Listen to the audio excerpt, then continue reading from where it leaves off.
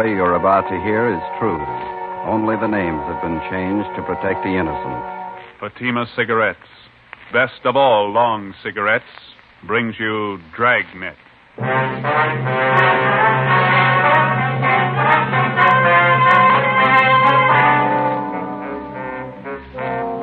You're a detective sergeant. You're assigned to homicide detail. A woman has been murdered, her identity unknown. The body shows the marks of a savage attack. Your job, find the killer. If you want a long cigarette, smoke the best of all long cigarettes. Smoke extra mild Fatima. Yes, Fatima is the king-size cigarette which contains the finest Turkish and domestic tobaccos superbly blended to make it extra mild, to give Fatima a much different, much better flavor and aroma than any other long cigarette. That's why Fatima has more than doubled its smokers coast to coast. Enjoy extra mild Fatima yourself. Best of all, long cigarettes. It's wise to smoke extra mild Fatima. It's wise to smoke extra mild Fatima.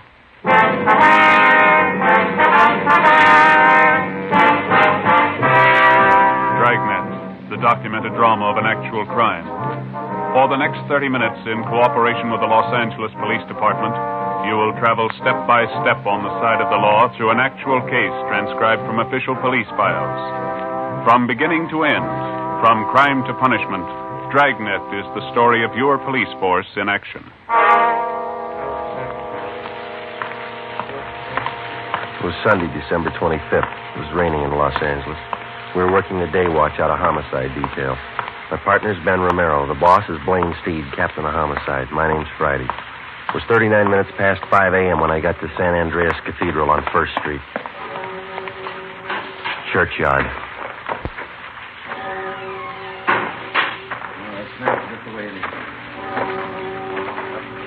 Hi, Dave. Hi, Joe. Body's over here. All right. Merry Christmas, huh? Yeah. Section from the church found it about an hour ago. Have a look. Pretty brutal. Yeah. Okay. Who is she? No identification. The coroner checked the body yet? Yeah. How long's she been dead? When it started raining. About midnight, didn't it? Yeah. The ground's dry under the body. Oh, been dead 5 or 6 hours, I'd say. Ben get here yet? Yeah, he's helping Claudio check the area. This park here, is this all a part of the church grounds? I think so. I was stuck out of this rain for a minute. There's an alcove over there by the church. Yeah, look. How much we got to go on, Dave? Not much. Motive looks like robbery. Yeah. Found a woman's purse near the body. Pretty well picked over. Purse is wet. Lee Jones is dusting the contents for prints. Coroner's checking. Any idea what the killer used in the woman's face? Coroner figures a sharp instrument of some kind. A nasty one. Yeah. Friday, you look wet. Hi, Lee. So do you. Everything happened on Christmas. Purse was soaking wet. Ordinary black handbag, huh? Raise any prints on the stuff inside? Not a one. Here, you can check the contents. Thank you, Lee. Let's see. Small comb. Most of the teeth out of it. 3 pennies. Hairpins, mirror, lipstick. That's it, Holly. A couple more things. Yeah. This fountain pen, this door key. Armstrong found them in the grass a few feet from the body. Can I have a look at those? Yeah, it's an ordinary ballpoint fountain pen. Buy them in any drugstore for 69 cents. No sign of rust on the key. Must have been dropped recently. Maybe this will explain what happened to her face. Broken beer bottle. Where'd you find that? Laughlin found it back in the bushes over there. These jagged edges here smeared with blood. Mm-hmm. Too much rain. Can't do anything about prints till it dries. Can you get enough from these smears to run a precipitant? Think so? Lee, got a minute? Yeah, Ben, what is it? Oh, hi, Joe. Hi. Claudio found a set of footprints over by that clump of shrubbery. Rain hasn't spoiled them yet. Did you cover them? Yeah, I think you can get a pretty good cast from them. Better get a picture of them right away. Hey, Charlie. Right with you, Lee. I'll get the stuff from the car. You mind giving me a hand, Dave? Oh, let's go. Well, this takes care of Christmas, Joe. Yeah. Did you get a chance to check the body yet? Mm-hmm. What do you think? Well, there's no sign of struggle. Could have happened after a Christmas Eve brawl, maybe. Yeah? Whoever the victim is, she was probably acquainted with the killer. The two of them came in the park, and the victim got it before she knew what was happening. Might work easier if we find out who the victim is. And we can check her prints through R&I when we get back to the office. What'd those footprints look like? Seemed like a heavy print, maybe work shoes of some kind. Want to see how Lee's making out? Yeah, let's go.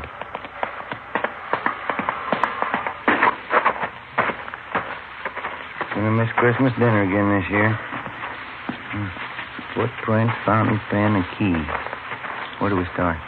It's a cheap pen. They sell thousands of them. Want to smoke? Oh, thanks. Footprints will help convict the killer. Gotta find him first. Thank you. I don't know. Maybe we can work a switch. How's that? Find the lock that fits the key. 9 a.m., Christmas Day. Sergeants Dave Arroyo, Robert Claudio, Ben, and I went back to the office and took stock of what we had to work with. It wasn't much. The woman had been murdered. Who was she? Why was she killed? Who was the killer? Dave and Claudio had the dead woman's fingerprints taken, and they were run through the record bureau. Ben and I checked with Lee Jones at the crime lab. The results of the precipitant test showed that the type of blood found on the broken beer bottle matched that of the victim. From the casts of the foot impressions found at the scene of the killing, Lee estimated that they were made by a person approximately 5 feet 9 inches tall, weighing about 160 pounds. He figured the foot gear must have been of a heavy type, either a boot or a dress shoe with thick double soles, size 11. 9:40 a.m. We checked in at the basement of the Hall of Justice, the county morgue.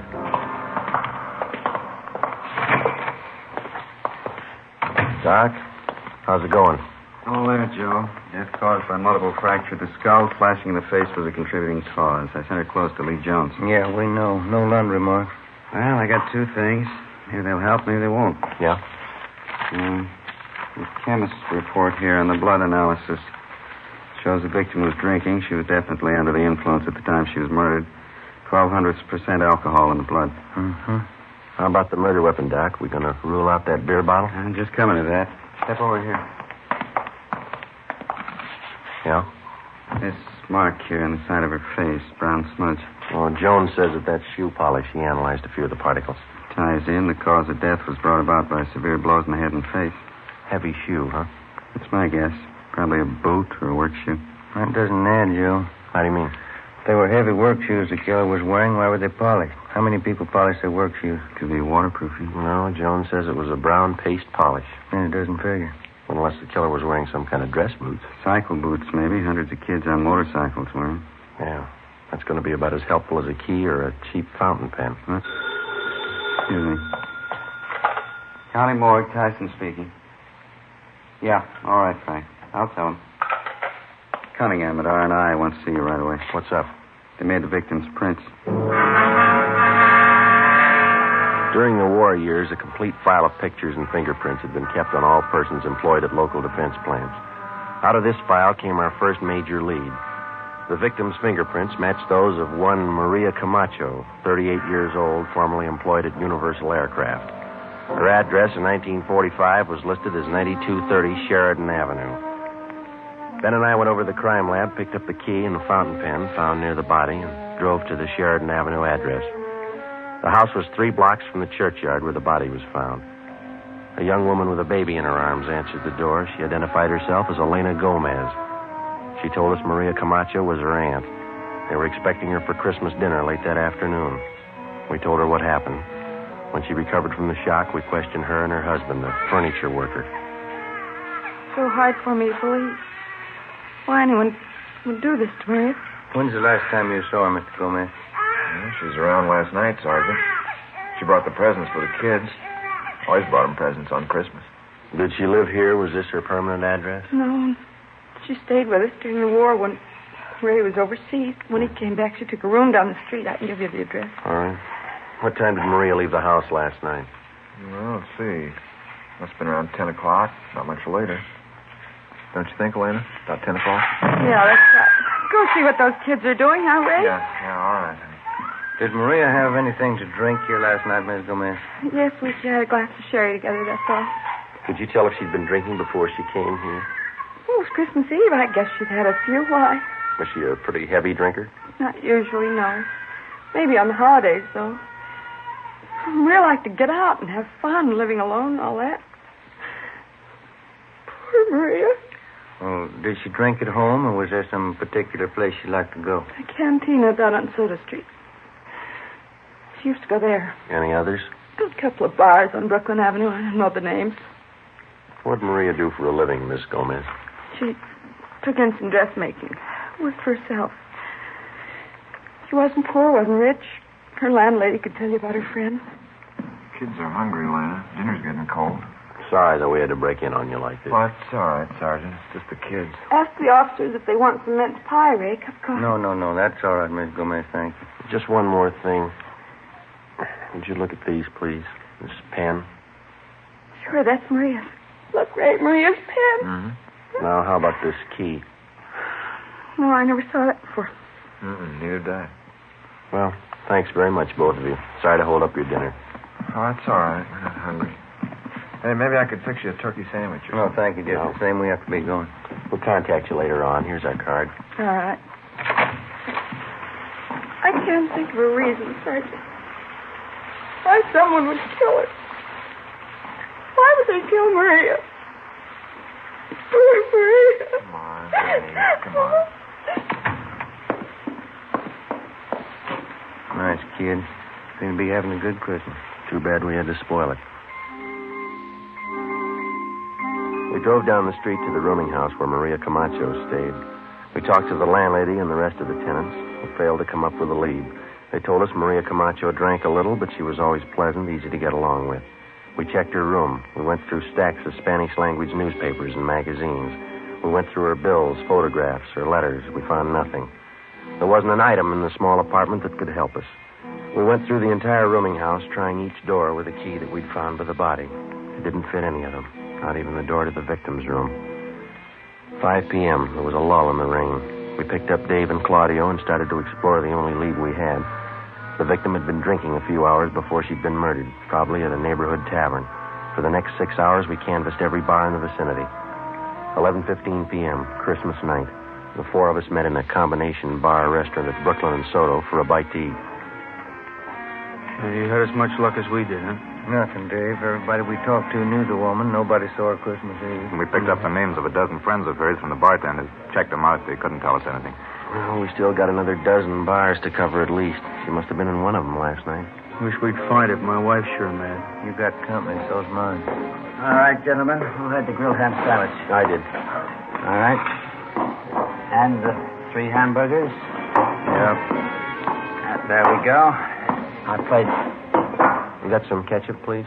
Sure. Say you wouldn't like a little eggnog to go with that.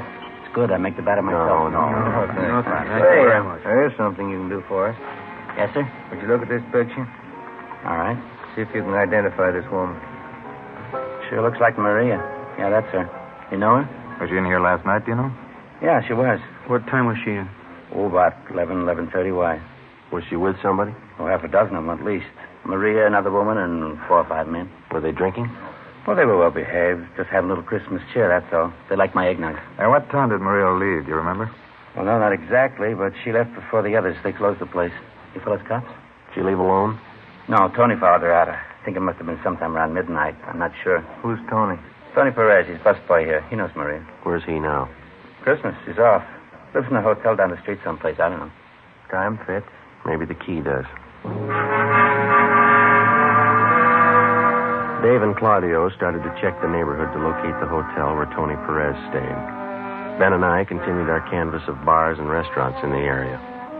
1 a.m., the rain started in again. We checked in at a bar on Brooklyn Avenue near Cornwall, the Cantina Sinaloa. Yes, sir. Gentlemen. Police officers. Would you look at this picture, please, see if you can identify it? Wait till I dry my hands. Let's just getting some of these glasses out of the way. Let's see. Never see her before? Oh, yeah, that's Maria. Too bad. I read in the papers about it. Can you tell us if she was in here last night? No, I didn't see her. I read in the papers about it, though. Terrible. Poor Maria. Is it possible she might have been in? You didn't see her? No, I always know when Maria's here. She was always full of fun. She liked to sing. I better get these glasses finished. Ben, you want to call the office? Yeah, okay. How about a drink, Sergeant? You don't look so good. You got any coffee? Not very fresh. It's been standing there a couple of hours. Well, that's all right. Okay. Here.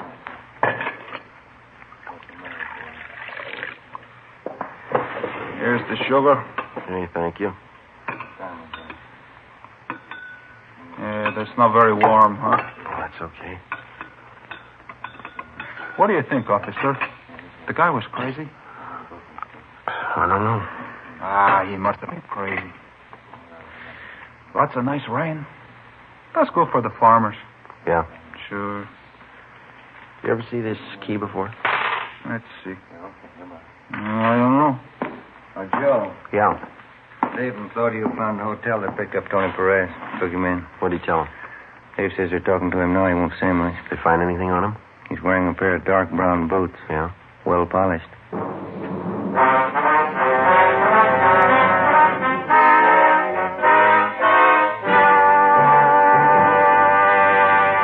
You are listening to Dragnet, the case history of a police investigation presented in the public interest by Fatima Cigarettes.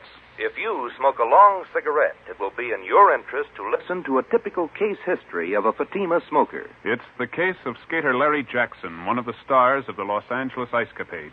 This is his actual signed statement. When the excitement of the show is over, a mild cigarette is important for smoking enjoyment. I found Fatima the most enjoyable king-size cigarette because it's extra mild. I agree, it's wise to smoke extra mild Fatima. And so do more and more smokers every day. Actual figures show extra mild Fatima has more than doubled its smokers coast to coast. So enjoy extra mild Fatima yourself. The king-size cigarette, which contains the finest Turkish and domestic tobaccos, superbly blended to make it extra mild. You will prefer Fatima's much different, much better flavor. You will agree. It's wise to smoke extra mild Fatima. It's wise to smoke extra mild Fatima. The best of all long cigarettes.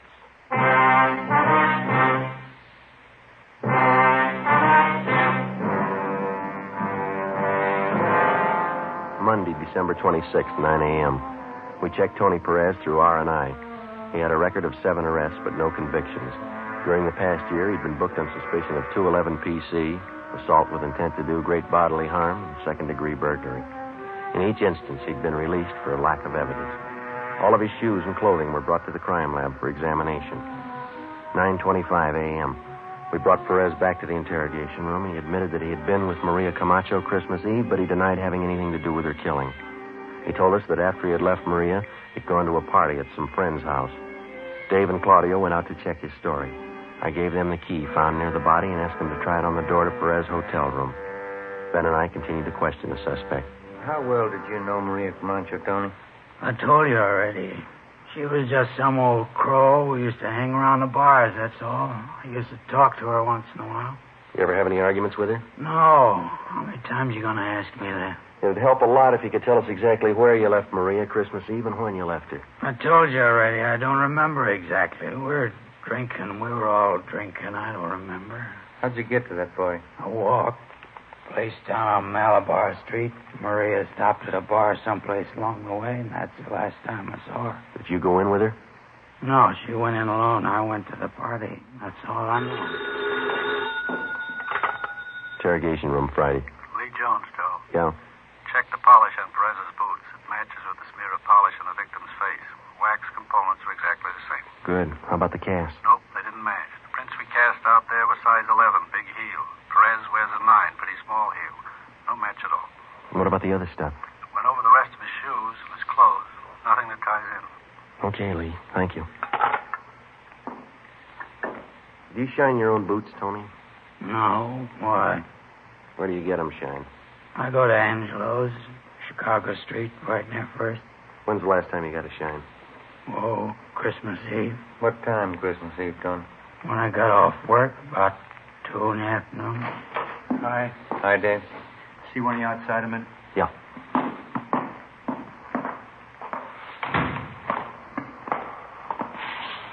Perez telling the truth about the party. He was there. We timed out how long it'd take him to walk from the restaurant to the party. Yeah? Pretty close. Friends say he got to the party about 12:30. Doesn't look like he had time to kill that woman. Well, where does that leave us? Still got those boots? No, no more. They don't match the impressions at the murder scene. Well, that makes us even. Huh? Here's your key back. Didn't fit. Tony Perez was held for further investigation. Dave and Claudio took up the canvassing of bars in the same area where we'd left off the night before. Ben and I drove down to Angelo's Shine Stand. It stood just outside a barber shop. 4 chairs with an awning full of cigarette holes over them. He identified Maria Camacho's picture immediately. We questioned him while he polished her shoes. Maria, I used to tell her, Sergeant, running around like that, she had so many friends. Too many. Did you see Maria on Christmas Eve, Angelo? Christmas Eve? Let me see. No, last time was 2 days before Christmas. Angelo, do you know a man by the name of Tony Perez? Tony? Sure. Tony Perez. Tall fella, big shoulders. Was he one of your customers? Yeah, all the time he comes to see me. Was he here on Christmas Eve, Angelo? Yeah, he was here. I gave him a shine. Good customer. You remember what kind of shoes he had on? Sure. Boots. He always wears boots. What color were they, do you know? Brown. Always wears brown boots. Well, what's the matter? Is Tony in trouble? What kind of polish do you use on his boots, Angelo? Well, I got the can down here. Yeah, this one here. High-grade polish. If you got boots, I can fix them up. Do you use the same polish on all the boots you shine, Angelo? No, only the brown boots. That's brown polish. You fellas ask too many questions. You make me go too slow. Well, there's no rush, Angelo. Can you tell me this? Yeah? Besides Tony Perez, was there anybody else with brown boots who got a shine from you Christmas Eve? Well, I don't know. Lots of people get shined. Christmas Eve is pretty busy. Just the people with brown boots, Angelo. Can you remember? No, I don't think so. Tony was the only one with the brown boots. There's no others. And how about heavy brown shoes? Huh? You remember the people with heavy brown shoes that came in for a shine? No, I don't know. Look, please, just let me shine your shoes, huh? That can of brown polish, Angelo, you say that's the kind you use on Tony Perez's boots? Yeah, that's the kind. This kind right here. Well, can you remember how many times you used that polish on Christmas Eve? Well, I opened this can that morning. You see how much is gone. Maybe I use it, maybe half a dozen times. Can you remember the people whose shoes call for this kind of polish? Yeah, lots of them. Brown shoes. I know the feet when I see them. I don't know the faces. Don't you remember any of them? If they like the shine, maybe by and by they come back. There were 3 or 4 fellas, maybe. I see them before. I don't know their names. Okay, finished. You like the shine? Oh, yeah, fine. See, I'm going to buy that can of polish from you, Angelo, and we're going to check back with you later. Okay. Here it is. That's fine polish, Sergeant. Best you can get. Yeah, but it rubs off.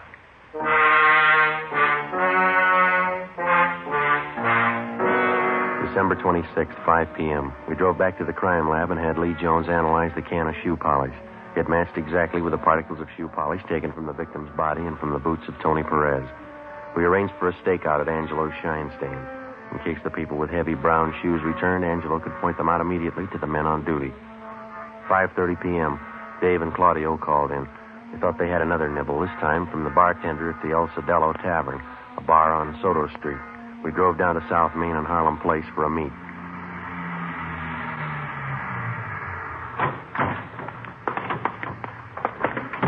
Hi, Dave. Hi.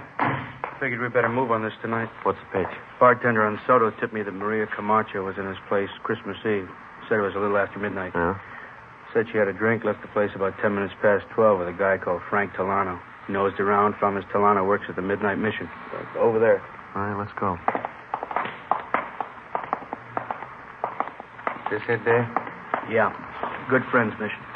Come in for a nice, warm, spiritual bath. Coffee and soup free. Watch the stairs. Yeah.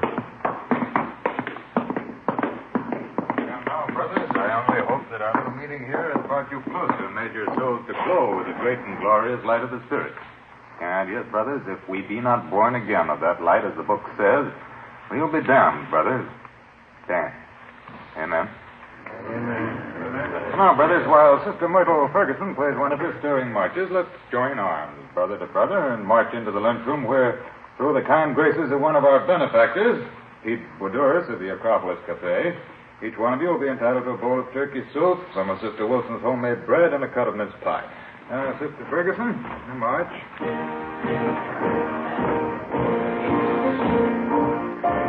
Guess that's the man to see. Yeah, let's go. Sure pack 'em in, don't they? That soup smells real good. Excuse me, sir? Yes, brother? What is it? Police officers. Do you have a Frank Delano working here? Well, what's the trouble? Does he work here? Well, yes, he's a very good man, Frank. Anything wrong? Is he here now? No, he isn't. Where can we find him? Well, I'd like to know what the trouble is. We'd like to talk to him, mister, that's all. Well, he has a room at Good Friends Mission Annex. That's over on San Pedro Street. Is that his permanent residence, the Mission Annex? Yes, Frank's very helpful. He works for a small salary, and we give him room and board. Is he over at the Annex now? Yeah, but maybe you'd better not see him now, officer. Why not?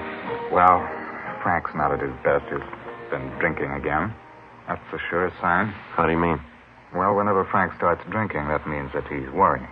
He's one of those. He drinks to forget. Yeah. He's been drinking for 3 days. He must have a lot to forget. Come on. 6:30 p.m. We drove over to the Good Friends Mission Annex on San Pedro Street. The man in charge told us that Delano had a small room to himself at the rear of the second floor. Dave and Claudio went around to cover the Mission Annex from the back. Ben and I went up a narrow flight of wooden stairs. The plain white plaster walls were chipped and cracked and scrawled with pencil markings. We walked down to the end of a wide hallway to a brown paneled door with a transom above it. There was a man in soiled work clothes sitting on the bed. On the table next to him, there were 3-quart wine bottles. 2 of them were empty. Get out of here. You Frank Delano? What about it? Police officers like to talk to you. Get out of here. You're not taking me. I'll cut you to pieces. Drop the bottle, Delano. Get out of here. Drop the bottle. I'll cut you to pieces. Like you cut Maria. I'll kill you. Put it down, Delano. Drop it. Get the cuffs on him. Yeah.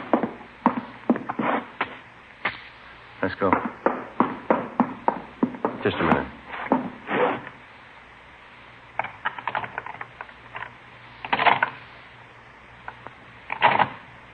Yeah, it fits.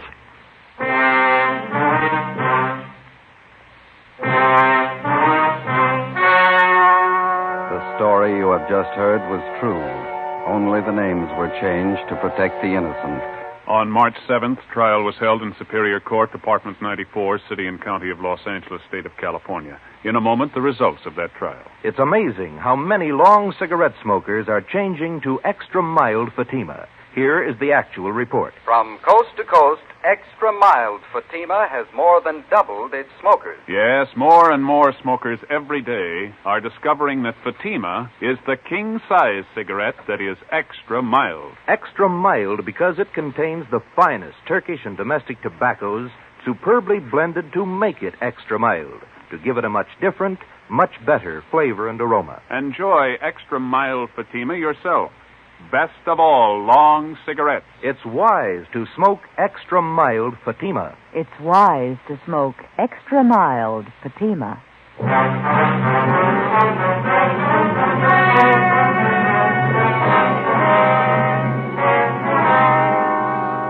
Frank Dominic Delano was tried and convicted of first-degree murder and sentenced to life imprisonment.